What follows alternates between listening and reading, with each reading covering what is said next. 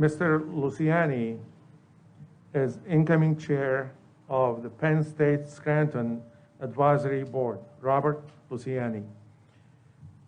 Robert joined Prudential in 1988 and is currently the head specialty market and retirement counseling at Prudential Retirement Services. He sits on several local nonprofit boards, including the Scranton Cultural Center and the Institute for Public Policy and Economic Development. Robert began his Penn State education right here at the Scranton campus. He has a BA from Penn State University. Robert resides in Dunmore with his wife and daughter. So please join me in welcoming Mr. Robert Luciani.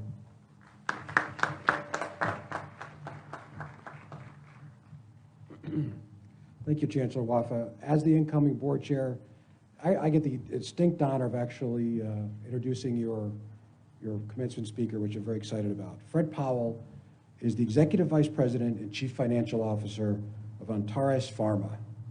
Fred joined Antares Pharma, a specialty pharmaceutical company located in Ewing, New Jersey, in October of 2016. Prior to joining Antares, he spent most of his career working with pharmaceutical and biotech companies where he has developed and led finance and IT teams in the US and globally. I think you'll hear about some of that today. Fred led the initial public offerings of 3 pharmaceutical companies and has completed numerous financing and company acquisitions and mergers. He is an active member of our Penn State Scranton Advisory Board and other nonprofit organizations in the Philadelphia area. Fred holds a bachelor's degree in accounting from Penn State University. He began his Penn State education, as I did, here on the Scranton campus, where he has spoken in the past, including as part of the Walsh Series and the Career and Company Showcase Series. He lives in Bucks County, PA, with his wife, Linda, and their 3 children. Also, Linda and one of his children are here today. Welcome. So please join me in welcoming Mr. Powell. Thank you. Thank you.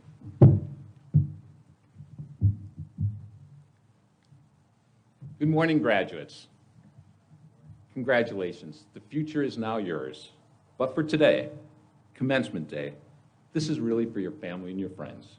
This is for them to recognize you and applaud you for your achievements because they love you and they respect what you have accomplished here at Penn State. This youthful graduating class in front of me and this middle-aged man here in front of you share something in common. We've both been extremely fortunate to have received a world-class education from Penn State. And as new graduates, you are joining the largest and most influential alumni organization in the world. Let me be the first Penn Stater to say to you, welcome. As they say, actions have consequences. And because of my choice many years ago to attend Penn State, consequences of that action have been lifelong friendships. And in my travels throughout Europe and throughout the US, I've had the occasion to meet fellow Penn Staters. I found that around the world, people know and respect a graduate of Penn State. They also know all over the world when someone yells Penn State, and we are, the only answer is Penn State. Let me share a little about myself. I grew up in Scranton, graduated from Scranton Central.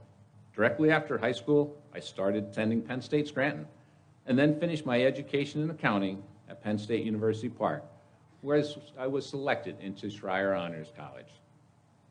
I remember my time on campus very well. Participated in intramural sports, took classes in the Dawson building.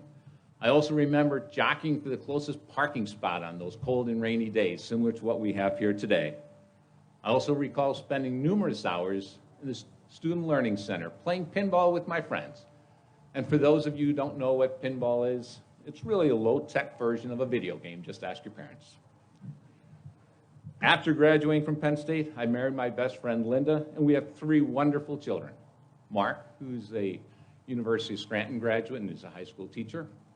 Another son, Matt, who's also a teacher and is an alumnus of Penn State. And our daughter, Samantha, who will be a freshman at Penn State in the Schreier Honor College this fall. Linda and I also have two amazing daughters, Chris and Mary, through marriage to our sons. As for my career, I started in public accounting, and after graduating from Penn State, and for the last 30 years, I've been a pharmaceutical executive, leading teams in the US and globally, including China, where for 6 years, I traveled 13 hours each way, every other month to Beijing and Shanghai. While I found many similarities between business in the US and China, I found business culture in China was surrounded by the meal. In the US, business meals are typically a lunch or soup and salad with a sparkling water. However, in China, business meals are often very elaborate. The host is typically the top executive and invites everyone to a large dinner where they select 10 different shared dishes at the table. In addition, throughout the meal, there are countless toasts to each other with Mai Tai, which is a liquor that's 60% proof. Let me tell you, I fully embraced the Chinese way of doing business as I gained 25 pounds while I was working with the company in China. Business meals may be different in China, but people are not. I found almost everyone I dealt with to be warm, kind, and curious about the U.S. When Chancellor Waffa asked me to speak to you today, I was honored and then took time to reflect. What could I say to this exceptional group before me? What do I have to offer? After much thought about my own life and experiences, my message to you is simple. Be open. My message is also difficult. Be open. Be open to people who are not like you. Be open to advice and criticism. Be open to giving to others, and be open to the journey of becoming you. When I grew up in Northeast PA in the 70s, I was a typical kid from the area. All my friends, and indeed most of our high school, was white and middle class. Trust me when I say diversity wasn't even a topic that was considered. Thankfully at Penn State, I was exposed to many different groups of people for the first time in my life. I became friends and students of different nationalities, sexual orientation, and religious beliefs. Also, while at Penn State, one of my initial influencers was Bill Schreier, the namesake of the Schreier Honors College. He was the first speaker who I heard on campus that challenged us to think globally, and not just to think of where we grew up. It may have been the best advice I received while I was in college. When I graduated from Penn State, I became an accountant in the Philadelphia area, which at the time was a white-dominated field. Once I gained experience and left accounting for a job in the pharmaceutical industry, I was responsible for hiring my own staff. Initially, I hired people who acted like me, looked like me, and most importantly, thought as I did. Boy, was I wrong, and let me tell you why. About 20 years ago, I had to select the number 2 person for my department, and I had 2 equally talented candidates. One candidate was just like me. The second candidate, who was equally talented, had different experiences, and their worldview was much different from my own. This candidate was not born in the U.S., he had an accent, and was much more vocal and spontaneous than I. The recruiter for this position challenged me to consider diversity as a benefit. She challenged me to be open, just as Bill Schreier had done just a few years before. I took that advice, and I'm grateful that I did. I hired the second candidate, and his different approach helped us to work out the best solutions. While I did find it a bit uncomfortable at first, I realized that by approaching the same topic but from different points of view, the end result was often the best solution. I value this person's perspective so much, I hired him again at the next company I went to. He's now a chief financial officer in the Philadelphia region and is one of my closest friends. As my wife Linda would say, we are truly brothers from different mothers. Since that point in my career, I've experienced the strength and the advantages of diversity as it's led to increased productivity, improved employee morale, and provide greater variety of perspectives. Class of 2021, take the advantage of diversity that you've seen during your time here at Penn State. View diversity as a strength, both at work as well as your personal life. I challenge each of you to be open and embrace others who are not like you. Next, I urge you to be open to accepting support, guidance, and yes, even criticism. And never assume that you're the sole reason for your success. After a few years of intensely focusing on my career, I started to see some success. I thought how gratifying it was that all my hard work was paying off. I guess I was a little full of myself. However, as I aged a bit and started to look more closely at my life, I realized that my success was really based on all the people that helped me make this journey. My parents had made significant sacrifices so I could attend Penn State. At Penn State, I had teachers who pushed me and were critical of my work so I could continue to improve. Looking at my working career, there have been so many occasions where people provided helpful criticism and mentored me along the way. And most importantly at home, my wife Linda was incredibly supportive of my often long hours of work. Today, I strongly recommend that you be open to accepting support and advice to allow you to reach your full potential. Next, I recommend you to being open to giving of yourself. I think the words of Booker T. Washington say it so well. Those who are happiest are those who do for others. Through the years, I volunteered on church boards, participated on various pharmaceutical industry committees, worked with nonprofit organizations, and as you heard, I'm on the advisory board at Penn State Scranton. I've coached my son's sports teams when they were young. I've also had the opportunity to mentor staff at work. I have found that I am at my happiest when I'm not when I'm receiving, but when I'm giving back. So I ask you to be open to give of yourself. Volunteer at a food pantry, give blood, sign up, coach a team, offer your expertise to an organization, mentor a new person. You will find that your growth matches that of the person or group on the receiving end.